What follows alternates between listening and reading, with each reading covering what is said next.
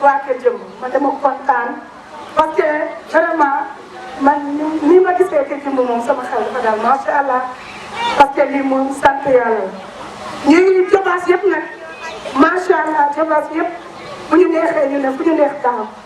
parce que nag ñun dañu di ay ndaw ñu nekk ay leader politique ñu amoon luñu daan naqari taxoon ñu dugg ci politique te macha allah lépp lu ñu daan kaas ñun gis nañu. ki nga xam ne tey ñun ñëpp état la ñun ñëpp la ñuy wax ñun ñooy état mais ñun ñoo jël doomu Jobaas jiital ko fu ñuy daggee gâteau bi moo ñu ko war a indil parce que nag bu ñu amul ministre nag dañu am koo xam ne nii bu ñuy kaas bu ñu war a daggal gâteau bi indil ñu ko biir Jobaas.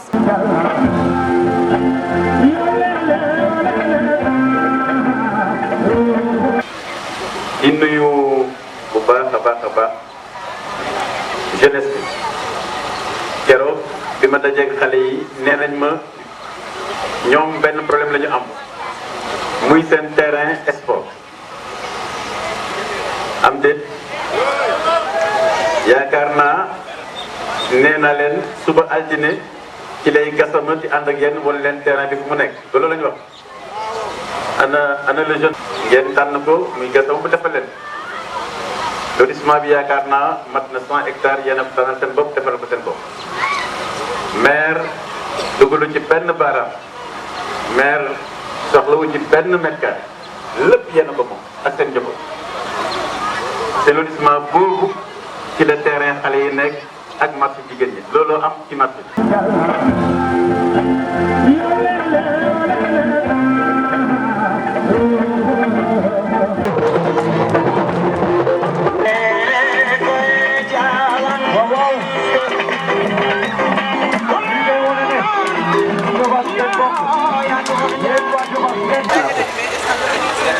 première fois ndox mi ñun am nañ sant boo xamante ne am na fu mu tàmbali mais amul fu mu yem comme li ma la waxoon rek Dakar Mbaye Fall moom bu doon dañoo am fii bureau boo xamante ne fii lañ ko samp benn carte mooy nekk fii muy Aliou Sarr loolu moom man naa garanti loolu laa leen di wax chaque jour ndax dama leen di wax chaque jour man dama am loo xamante ne daf maa métti dama dëkk chaque jour ma koy wax ma ne leen man dañoo demoon élection ñu perte Dakar Mbaye Aliou Sarr perte Dakar Mbaye mu tuute ma lool mais soo gisee muy perte Dakar Mbaye damaa xam ne maanaam comme li ma leen wax man ñu ko dugal danaa wax wala bu doon ñun ñoo leen ëpp war na yàlla suñu benn chaque jour ñoo koy bay mais nag soo gisee ñu ngi leen di gañ rek ñoom ñoo gën a feebal ko mais fii moom bépp carte boo xamante ne mu ngi fii incha allah yàqu.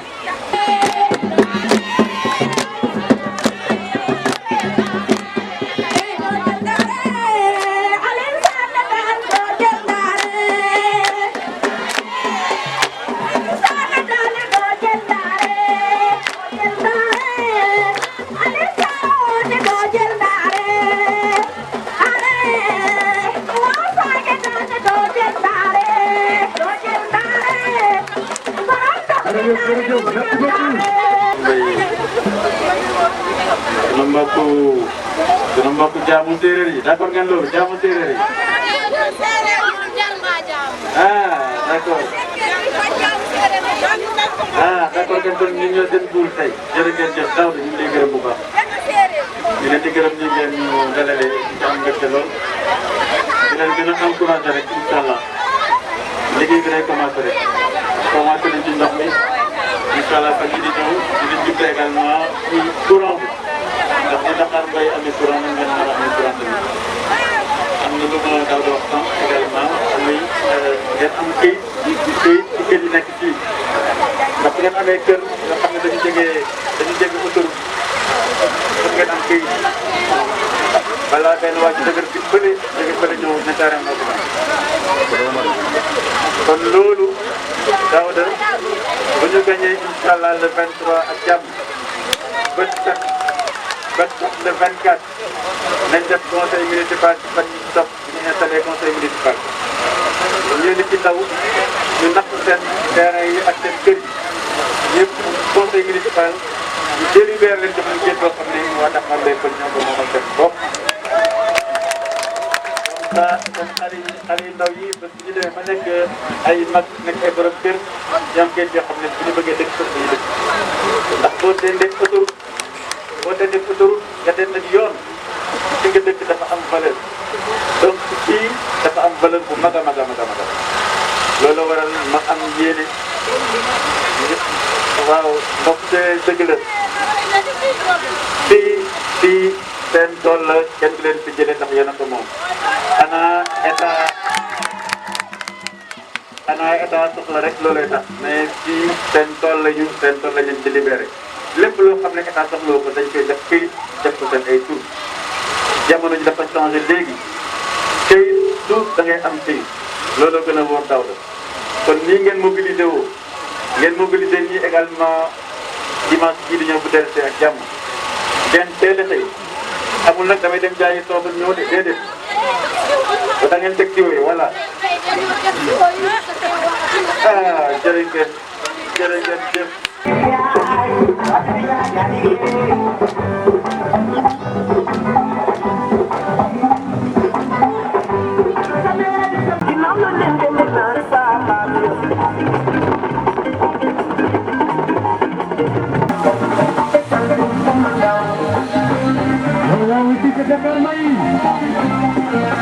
Avec la coalition de nos Yakar de nos Gobas.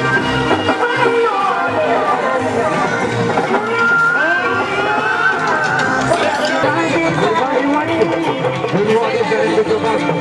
le roi des maires de Gobas, le roi des maires du Sénégal, le Sénégal pour la commune de Gobas, la part de frère. ñii si ñoo ngi lay nuyu di leen dalal jàmm di ñaan saa borom defal la jàmm defal ko defal ko njaboot bi yëpp defal koy réew mi defal koy itam Macky Sall mi nga xam ni moom mooy suñu kilifa ñun ñëpp. ak ginnaaw bi ñu la nuyoo ñi nga àndal ñëpp doo nga lay mastaw coono yi nag li ko waral mooy bëgg a jàppale say bopp rek ak réew mi. yal na yàlla def mu doon lu gën ci yow yàlla may na tamit dëgg bi ci kàttan bu tabaaraka wa taala di la ziare waat bu baax di la wax ni dëkk bi nag soxla yi bari na trop xanaa dañuy lim yi nga xam ne moo ëpp faata rek ñu wax ko. première bi nga xam ne man moo nekk sama xol pour le moment nii bi njëkk mooy revenu yi nga dimbali ñu balaa le 23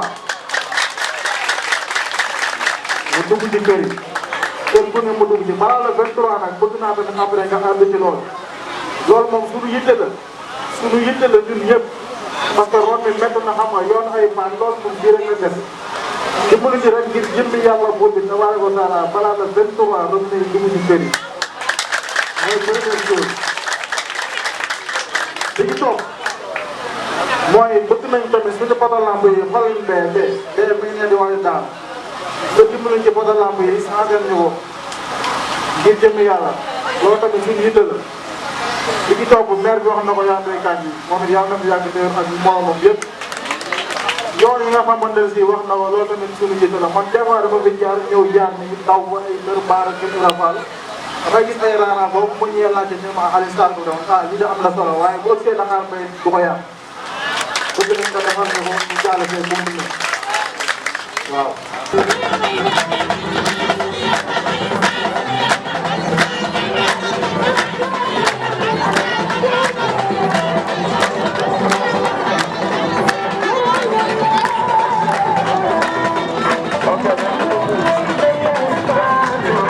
monsieur Sarr teraanga fii la fekk baax fii maa ko xam teraanga fii la fekk baax boo gisee ma incité di ànd ak yow maa ngi soog a jël parole waaye fu ma dem rek doon ñetti carte sax su ma xoolee dinañ ma ko jox sa dëkk booba ndax ni ma toll si tund wi loolu assuré naa la ngeen di ànd ak Aliou Sarr ba dëkk bu dem dëkk bu nekk ngeen dem gis la mu fa def kon seen xel dina daal si li ngeen jàmbat si moom man de Aliou Sarr gisuma ko sax mu taxaw programme dama naa bari sa programme ndax balaa jot a jox programme yi ni ko li nga fi def li nga fi def ba kontaan ñoom ñu fekk ñibbi Alisa dox programme ndax la mu fa def loolu maa si teg sama bët. waaye tamit mooy meilleur candidat ci candidat yi fi présenté wu pour jël mairie Diobass ñu leen di wax ne yéen waa Dakar Mbaye bu leen kenn na am na nag ay certains responsables yoo xam ne dañu nekkoon ci réew mi ay mécontents lañ ñuy dugg ci biir dëkk yi naan waa réew mi ànd ñoom le maire Alioune Sarr firnde bi benn rek laa leen di indi yéen ñi xam investiture ñun waa réew mi Diobass ñi nga xam ne ñooy mécontents yi nañ ma déglu bu baax ñun waa réew mi Diobass ñun ñi ànd ak le maire Alioune Sarr dañuy wane ne ñun ñooy waa réew mi parce que ñun ñoo am kilifa ñun la kilifa yi jox baat bu ñu demee investiture ci département bu ñu demee investiture ñun suñu conseil yi lañu tab ci département ñoom dañ leen sànni ca xaj kon ñooñu ay mécontent lañu ñooñu bu ñu ñëw nag di leen jaxase di leen naan waa réew mi ànduñoo ak le maire Alioune Sarr waa réew mi Diobass ci ndigalu président Idrissa Seck ñun ànd nañu ak Benno Bokk Yaakaar te tamit même su woon loolu ma prêter seen attention même su woon loolu ñun dañuy ànd ak le maire le ministre Alioune Sarr parce que li mu réalisé ci biir Diobass. nga wax ñu ni ñu man maay ñëw nga ñëw fii yenn ak ñoom suñu bëccëg booba ba léegi duñ ko fat keroog lañu la waxoon ni la ñun benn yoon la ñuy jàpp boobu moo nekk ci ñun ba léegi te duñ ci dellu ginnaaw insha allah di ko seede itam ñi nga xam ni dëkk bi suñu rakk ñu ngi fi Maxari ñu ngi ko tudd léegi waaye yàlla dafa def da fee nekkul waaye ay rakkam a ngi fi ah Cheikh Diop mu ngi nii Omar Diop mu ngi fi ku ñuy wax Mbaye Sarr mu ngi fi ñoom ñëpp ak seen rak kilifa yi dañoo nekkee waaye kàddu gi benn la di la xamal ni daal ñun lañ la waxoon loolu la ñu jàpp ba léegi. ciment la ñu duñu tooy di wax ciment benn yoon la ñuy tooyee suñu yoon bi nag la ñu bëgg ku ñu ci dimbali ak ndox xale yi sonn nañ ci root mi bu leen dimbali ci root mi bëgg nañ ko. ñu def ci ginnaaw duñu jël courage kon nag ñu ngi lay sant foo toll di ñu woo ñu indi fi yow waaye nag suñu yoon yëpp suñu lamp yi ñor nañu ak suñu ndox mi di ñu dimbali ñu ci nag da nga dimbali suñu xale góor yi fekkan bi boolewu leen ci ñoom bokkuñu ci bari bokkuñu ci dara wax suñu xale góor yi nga leen jàppale bu baax jàppale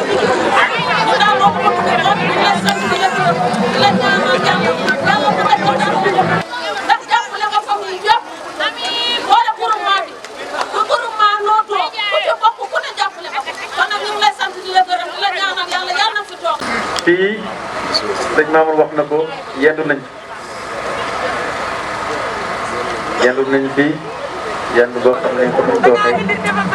buñ dul fàtte keroog ngeen ñaanal ñu waxtaan fekk lii yëpp dara am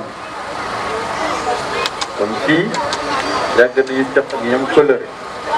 kon jërë ngeen jëf wax naa sànq Dakar Mbaye ne suba ak jàmm ko yàlla dogalee maa ngi def ñaan ko yàlla dogalee ak jàmm suba dinañ fi yónnee benn pelle maanaam benn tracteur pour yoon bi nekk diggante Kër Mamour ak Dakar Mbaye suba ak jàmm suba yéen xale yi comme ni ngeen defoon keroog bëgg naa su feet bi ñëwee ngeen def noonu takk seen ligg sol seen dàll fas yéene également su fekkee ngeen xale yi jàpp ci liggéey est-ce que mën nañ mën naa indi pelle mën naa indi latérite waaye liggéey bi nag moom dama jël benn ouvrier yéenay nekk ouvrier yi d'accord nañ ci loolu kon suba loolu moom naa leen testé ba xam ndax ay jàmbaar ngeen ou bien da ngeen di noyyi yéen boy kon loolu la waxoon naa ko wax ci yoon bi parce que wax dëgg yàlla sëñ Mamadou wax na ko yoon bi ci la ci dëkk bi dëgg la nag programme mën nañu ko ni yoon ay yooni yoon ndax xam naa sax waxu leen ndax bu ngeen demee ay borom Bombay di ngeen ne waaw suñu wàññi moo defar kër Baara defaroon Bombay defar kër Ibra Fall te daf ñu fàtte nu mu demee noonu comme da ngeen am gerte moo tax waxu leen ko waaye xam naa loolu ñu dem tamit mais incha allah vraiment comme yoon bi dafa nekk yoon bu gàtt xam nga rek dañuy commencé di gën a jafe dem ci lu gën a yomb dëgg yàlla liggéey bi ñu def kële moo gën a bopp li ñu war a parce que bu ñu jàpp rek rek xale yi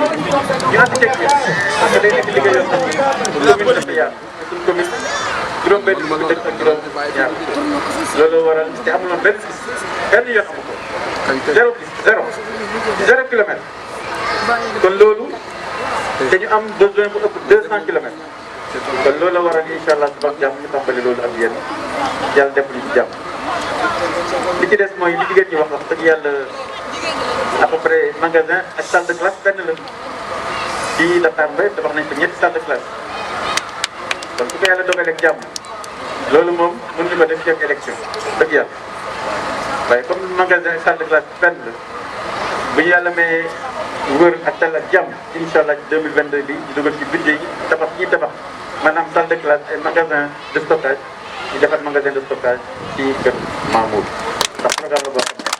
liggéey la rek.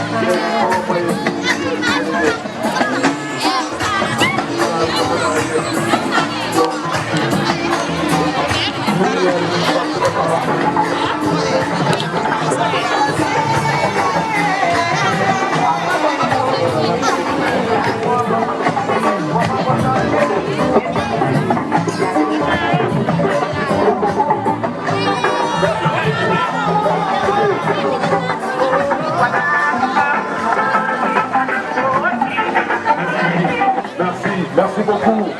Salaamaaleykum waa Kër Baara Pël. di leen wax ne Alioune Sarr ministère Alioune Sarr Ablaye Sow nee na mu ngi lay ñaanal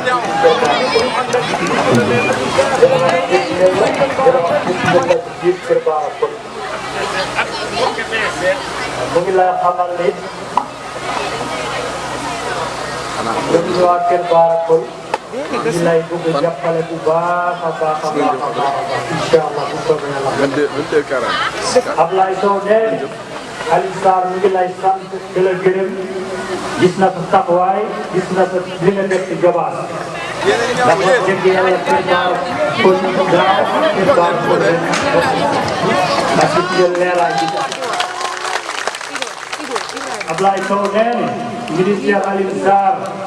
gis na li nga gis ci Jobaas yoon yi ñu ngi ñëw ndox bi ñëw na des na ni tuuti nag incha allah dina la jàppale ba nga ak sa lépp biir Kër Baara Pël. Ablaye Sow nee na amul tuuti Kër Baara Pël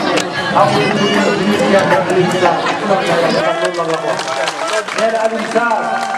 na la woon ne doomi ndeyam la doomi baayam la lépp am kon nag dina la jàppale ñun ñëpp waa Kër Baara nañu la jàppale ba nga def pare incha allah bu fekkee. monsieur le maire Alioune Sarr vraiment di ko jox wàccuwaayam di ko naan bismillah ñoo nga fa la war a ñëw ñoo nga fa ñu la bëgg vraiment monsieur le maire nga xam ne Kër Baara Pël dañ laa bëgg ci suñu xol. Amadou ko sa yow tamit ak sa ñaawaay.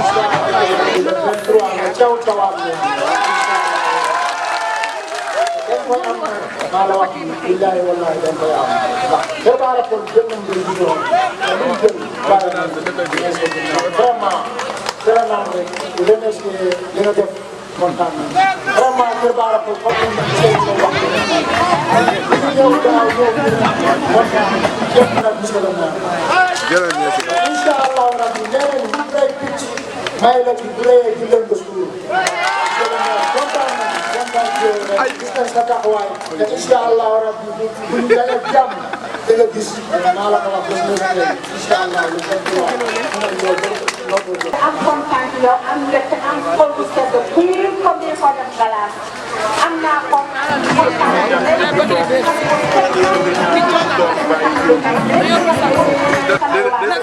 ñi taxaw ci kanam ñoo war a xoolal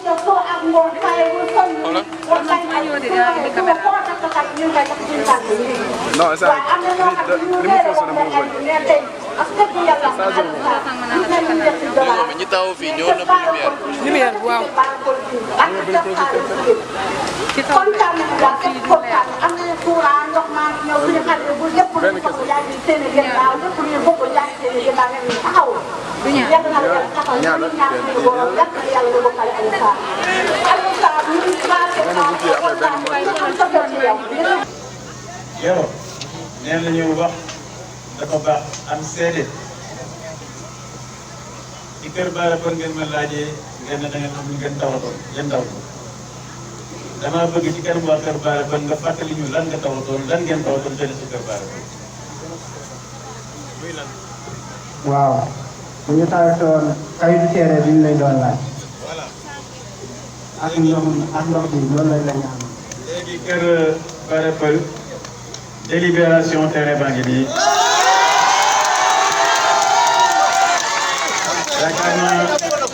yaakaar naa weddi gi toog ci ana Mbaye Sow ana Yoro seen délibération baa ngi nii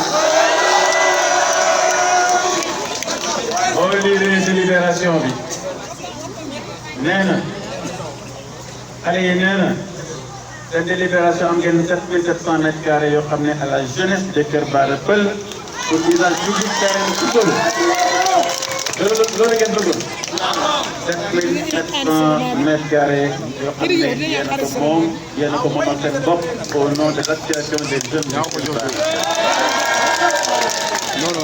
La délibération elle est là donc Aliou Niakh nga gis rek xale yi pour la ca des li ma bëggoon teg mooy la jeunesse dama ne sànq wane ngeen tey cosaan wane ngeen tey aada mais li mu firi mooy jikko yi nga xam ne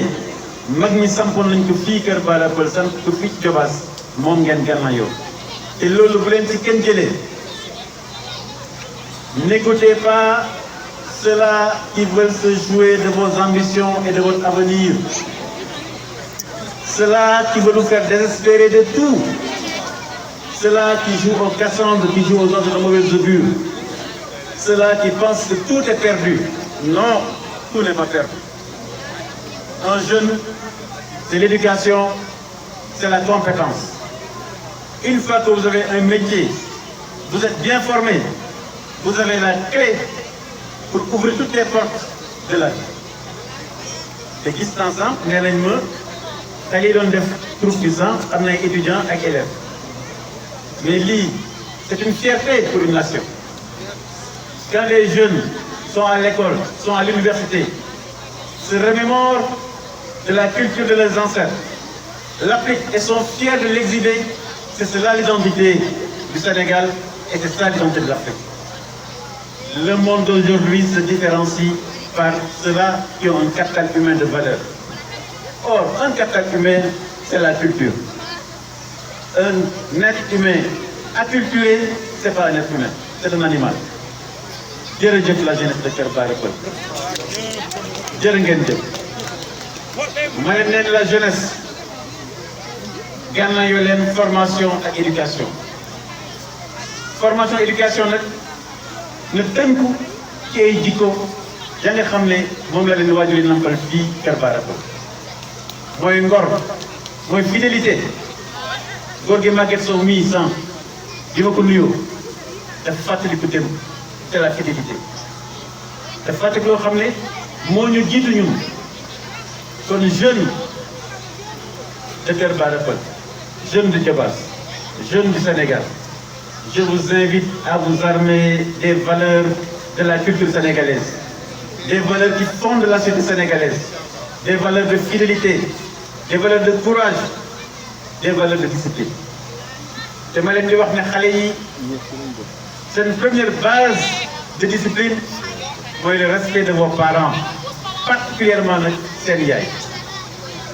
seen waajur yu jigéen na ngeen leen jox cër bu mat sëkk ñooy seen sëriñ numéro 1 ñooy seen sëriñ numéro 2 ñooy seen sëriñ numéro 3. seen yaay na ngeen leen fonk na ngeen leen ormal su ngeen amee formation am métier respecté seen waajur su ngeen demee su leen seen yaay ñaanalee lu ngeen yëkkati mu jóg. Et je vois que Bara Peul vous faites un exemple de cette fidélité aux valeurs de la société. looloo waral ma ne xale yi terrain bii ngeen doon laaj ngeen bëgg ci def sport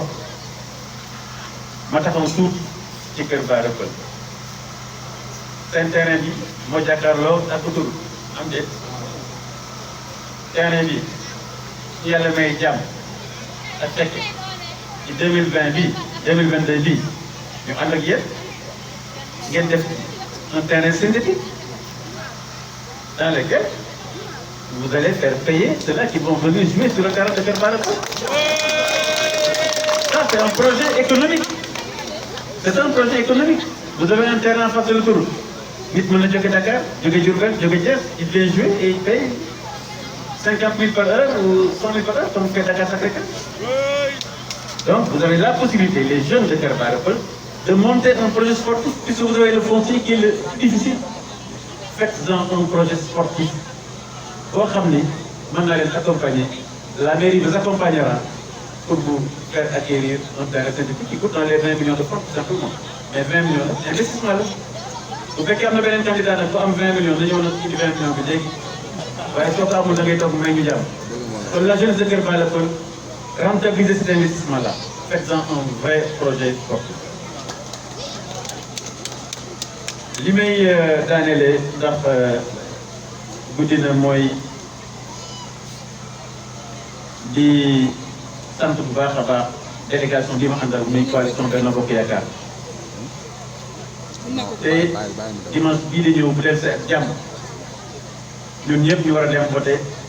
ngeen tànn seen ay ndaw yi ngeen di yóbbu fële ca mairie lan moo nar doon seen liggéey